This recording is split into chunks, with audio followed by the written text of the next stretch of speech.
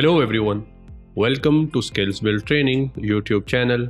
Myself Mohammad Zubair, and this channel is all about showing you how to become an IT pro really fast. So the topic of today's video is PC parts explained, a beginner's guide to computer components. So without any further ado, let's get started.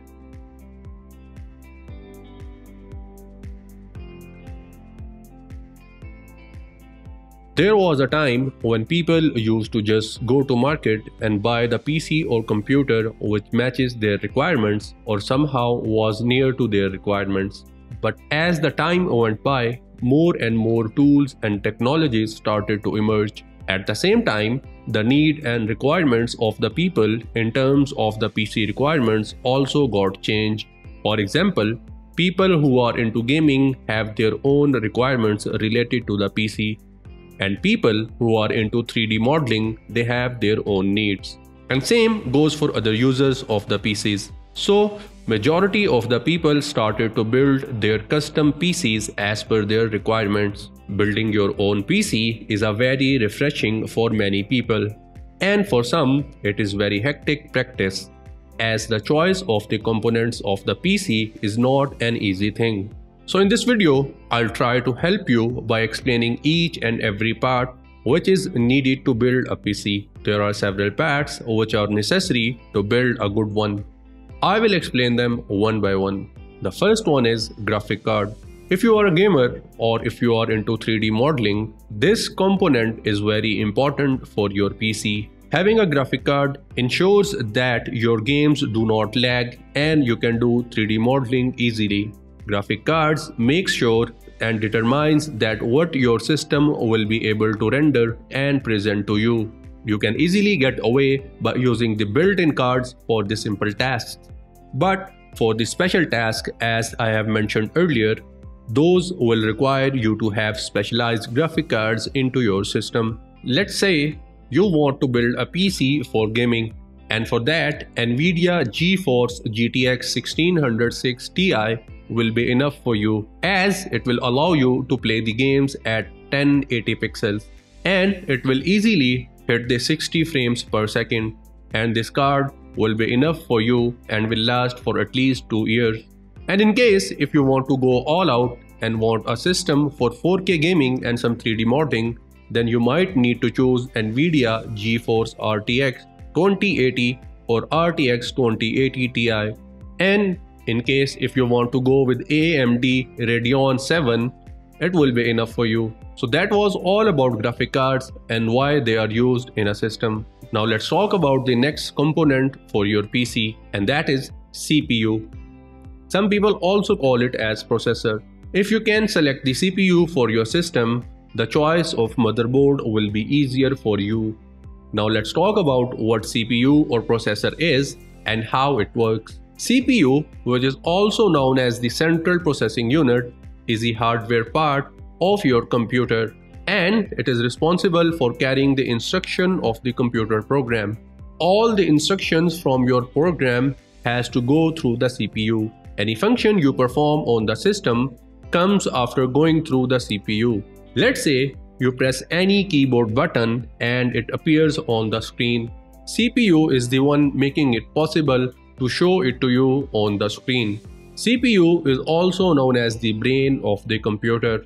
There are different components of the CPU which works together and makes sure that the instructions we are passing on to the system gets executed and generate the correct results. First, I will talk about the ALU and the CU. ALU is known as Arithmetic Logic Unit and CU stands for Control Unit. ALU is used for the simple arithmetic and logical operations in the system, and control unit, as the name suggests, controls the different components of the computer. It reads the instruction from the memory and transforms that into a signal and pass it on to the other parts of the computer. Third component of the CPU is cache. It is the fastest memory and we can copy and retrieve the instruction from it. Having the good cache into your system ensures that performance of the system will be better. So that was all about CPU and its component and how it works. The next essential part for any computer is motherboard. Motherboard is a platform which establishes the connection between different parts of the component of computer. Motherboard is basically a printed circuit board, and we connect different parts like CPU, memory, mouse, printer, keyboard, graphic card, etc. with it. Along with these components, we can connect different peripherals with the help of physical slots. If you have ever experienced to see the open computer, you will notice a lot of lines will be going to the different directions. These lines make the circuit, and it is used for the communication between different components of the system. There are different sizes available of the motherboard, and the choice of the motherboard depends on the number and types of devices you are going to attach and use into your system. For example, if you want to attach 8 RAMs into your systems, you might need a different motherboard, and in case if you just want to attach 2 RAMs, then you might need the different motherboard. Usually there are 3 sizes of motherboard. The first one is Mini ATX, then we have Micro ATX, which is the bigger in size than Mini ATX, and at last we have ATX, and it is the largest of them all. And as I have told you, as per their sizes, they offer different specifications in terms of hardware components we can attach with each. And now let's talk about RAM. RAM stands for Random Access Memory. It is used for the short-term storage space for the data and program which a system processes. Whenever the system needs a resource or a program, it looks in the RAM, and in case if it finds it, the system performs faster. It is a bit slower than cache but has bigger size than cache. At the same time, it is faster than hard disk but smaller in size than hard disk. We get the cache in MBs and we get the RAM in gigabytes, like 2 gigabytes, 4 gigabytes, and up to so on. Sometimes the system starts to hang and starts to underperform. It can be because of having low RAM into the system. So when we open a lot of programs into our computer and we try to perform a lot of operations into our system, the RAM gets filled as all the programs gets opened into the RAM, and when the RAM gets filled, the more programs and instructions tries to enter into the RAM, and at that time the system starts to lag and hang because system starts to serve all the programs and try to allocate them RAM. To get rid of this problem, we can increase the RAM into the system, or we have to use limited number of programs into our system. This is the task manager into my system, and this is all the details about my memory, and by memory we mean RAM. So here I have all the information about what programs are running into my system at this time and which program is taking how much memory. And here you can see my Google Chrome is almost taking 1 gigabytes of my memory. So in case if this gets filled up, your system will start to underperform. So you have to manage your things, and from here you can end your different tasks to free up your RAM. So that was all about the RAM, and now let's move ahead. The next component of a computer is power supply. Obviously, our system needs a power source to start up and start working, and for that purpose, we need power supplies. Selection of power supply also depends on the amount and type of components you are going to use into your PC. Job of a power supply is to provide the system and its component with 12 volt current, because we get 110 or in some countries 220 volts.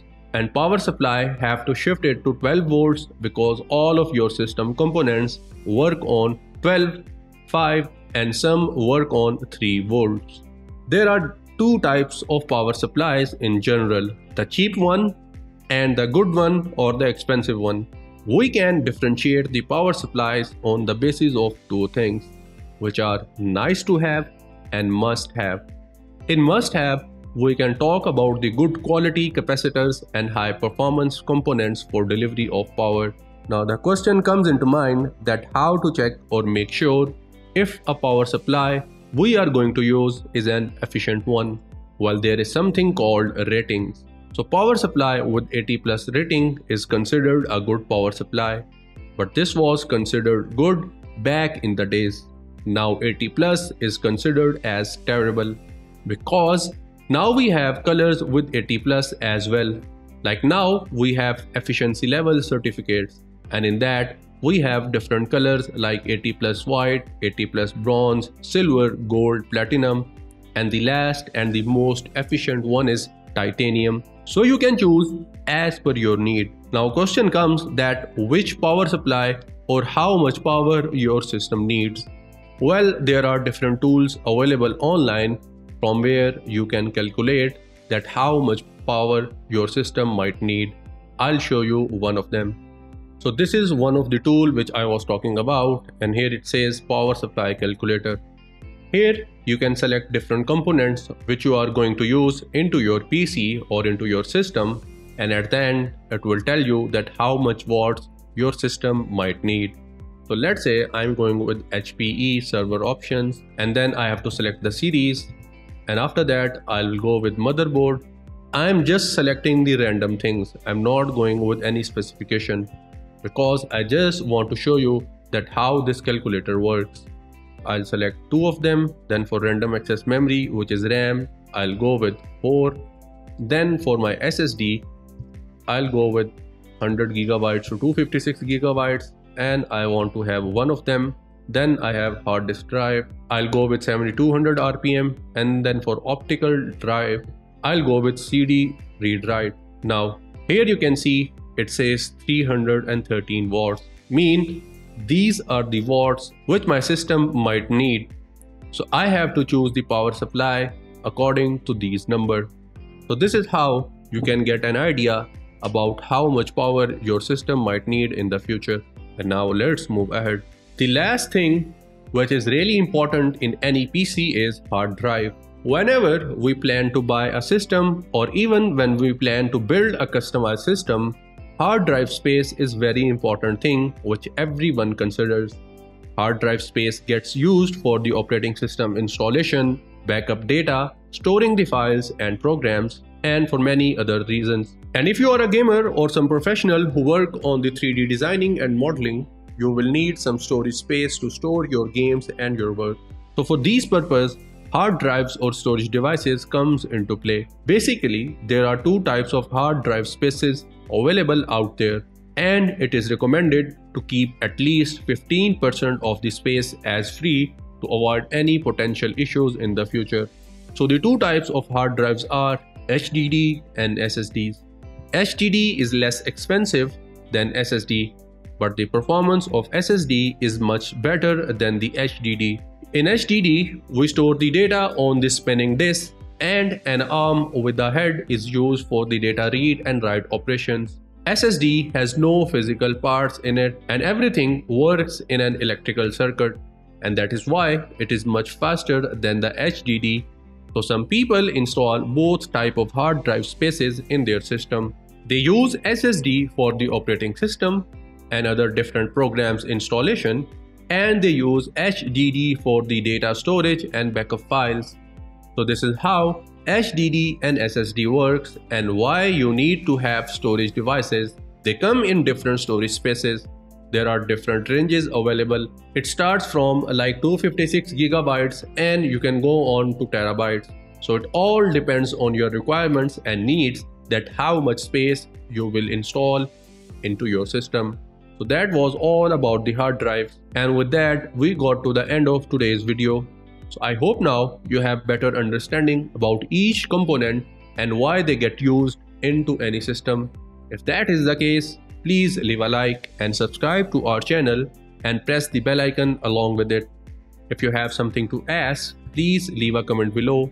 We will get back to you as soon as possible. Till the next video, take care.